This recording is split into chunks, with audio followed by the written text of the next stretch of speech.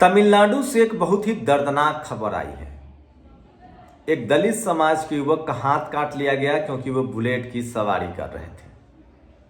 सरकार झारखंड की हो, सरकार तमिलनाडु की हो, सरकार बीजेपी की हो या डीएमके की हो या कांग्रेस की हो, शोषित वंचित समाज पर अत्याचार कम होने का नाम नहीं लेता है। सोचिए, एक और खबर बताऊंगा, कहां भूख से परिवार ने दम तोड़ दिया।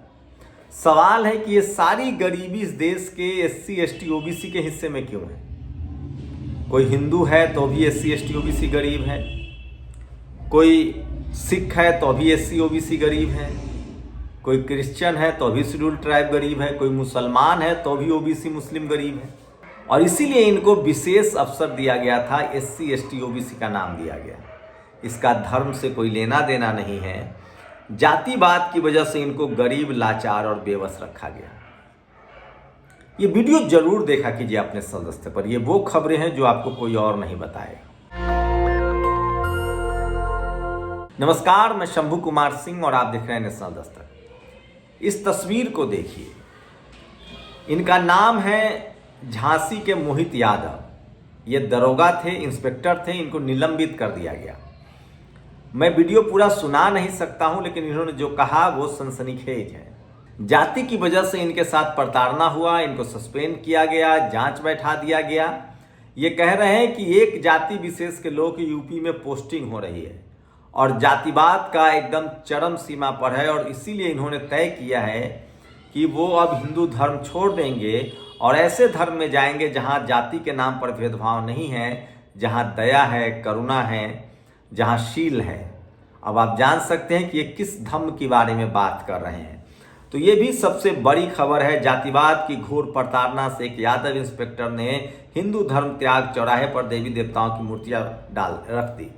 झांसी के निलंबित इंस्पेक्टर मोहित यादव ने त्याग दिया हिंदू धर्म, चौराहे पर छोड़कर चले गए भगवान। सोचिए, जैसे जैसे इस देश के शोषित वंचित समाज के लोग पढ़ते लिखते जाएंगे, ये जातिवाद जो है ना, वो तभी समझ में आता है जब आप अपने जाति वाले पेशे से बाहर निकलेंगे। जैसे आप ये यादव थे, ये भैंस पालते, गाय पालते, खेती करते, सब्जी बेचते, ड्राइवरी करते, कोई दिक्कत नहीं थी। मैं ओबीसी हूँ, मैं खेती करता, शूद्र अछूत हम लोग जिसको कहा गया। हम चमड़े का काम करें, लकड़ी का काम करें, मजदूरी करें, टॉयलेट साफ करें, हम सब्जी बेचें, कोई दिक्कत नहीं है, खेती करें, कोई दिक्कत नहीं है।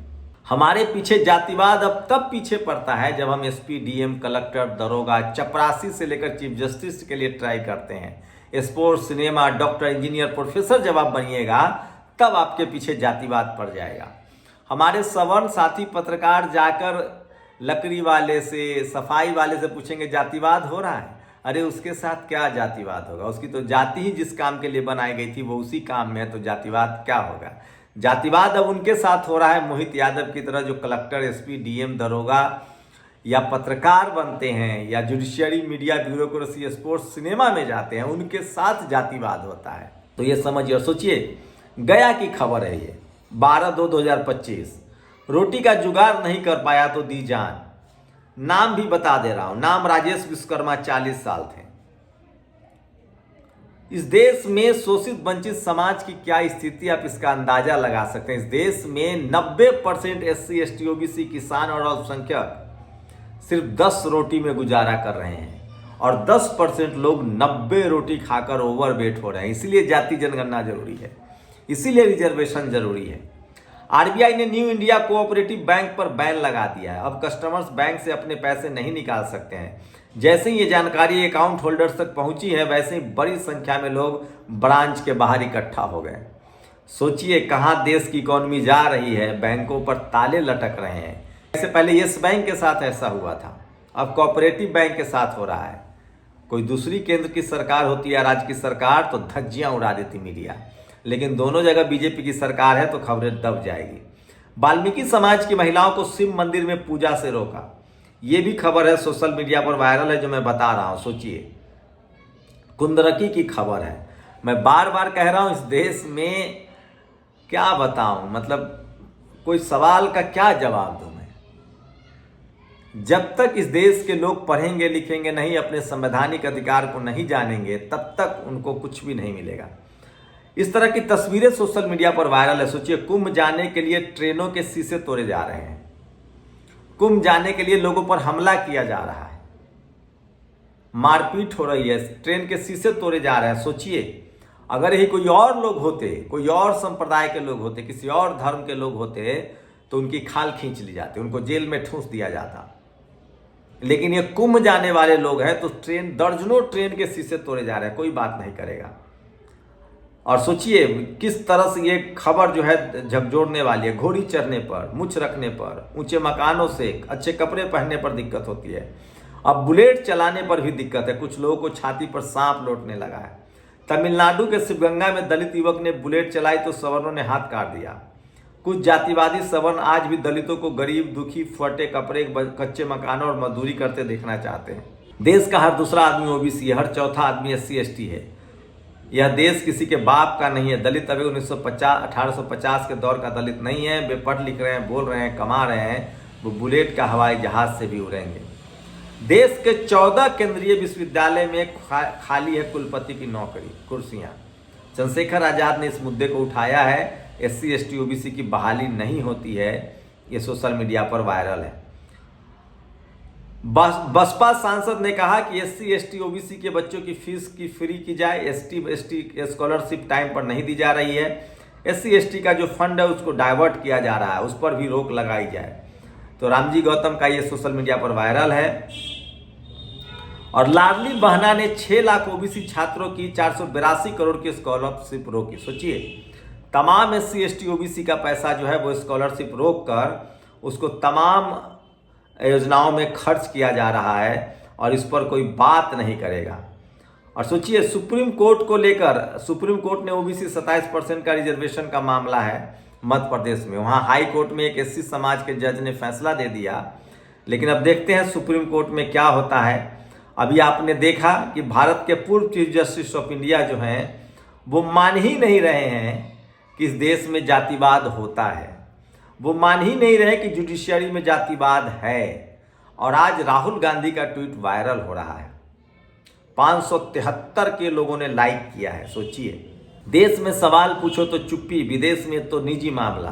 अमेरिका में भी मोदी जी ने अडानी जी के भ्रष्टाचार पर पर्दा डाल दिया। जब मित्र का जेब भरना मोदी जी के लिए राष्ट्र निर्माण है, तब रिश्वतखोर और देश की संपत्ति को लूटना व्यक्तिगत मामला बन जाता है। तो ये तमाम बड़ी खबरें हैं जो सोशल मीडिया पर वायरल है। और सोशल मीडिया ही सच्चा मीडिया है, सोशल मीडिया ही बहुजन मीडिया है। ये वो खबरें हैं जो आपको कोई टेलीविजन अखबार नहीं दिखाएगा, वो आपसे छुपाता है। और सोचिए, अमेरिका 7वें बेरा भेजे या 70वें बेरा, भारत अब पीछे नहीं हटेगा। ये कोई बात नहीं, हथकड़ी लगाकर लाना ये अमेरिका की नीति है। सोचिए, भारत सरकार ने सरेंडर कर दिया है। भारत सरकार के प्रधानमंत्री अमेरिका के दौरे पर हैं।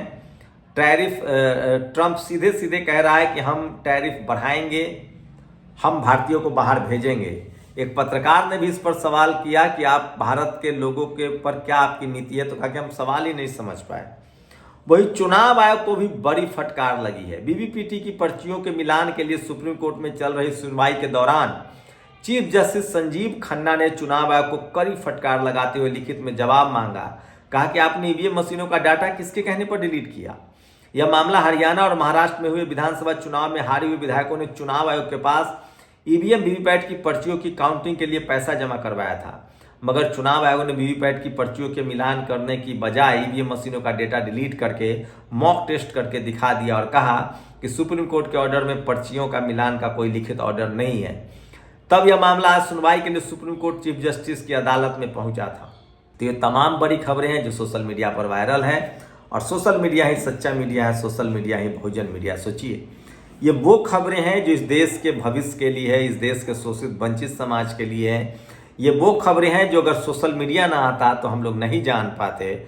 ऐसी तमाम खबरें जो आपके लिए ज़रूरी है, जो इस देश के लिए घातक है, जो इंसानियत के लिए घातक है, जो संविधान विरोधी है, वो मैं आपको बताता हूँ। और वो तमाम खबरें जिससे देश मजबूत बनेगा, जिससे इंसानियत बेहतर होगी, वो खबरें मैं आकर लाता हूँ। इसलिए मैं कह रहा हूँ, भारत का टीवी अखबार जो आपको दिखा रहा है वो दरअसल खबर नहीं, प्रचार है। इन प्रचारों से बचिए और इन खबरों को देखिए जिस खबर में भय, भूख, भ्रष्टाचार न हो, सरकार से सवाल न हो, वो खबर नहीं, प्रचार है। शुक्रिया। नेशनल दस्तक की आपसे गुजारिश है कि अगर इसको बचाना चाहते हैं तो नेशनल दस्तक को सब्सक्राइब करने के लिए रेड कलर के सब्सक्राइब बटन को दबाएं, फिर बेल आइकन की घंटी दबाएं।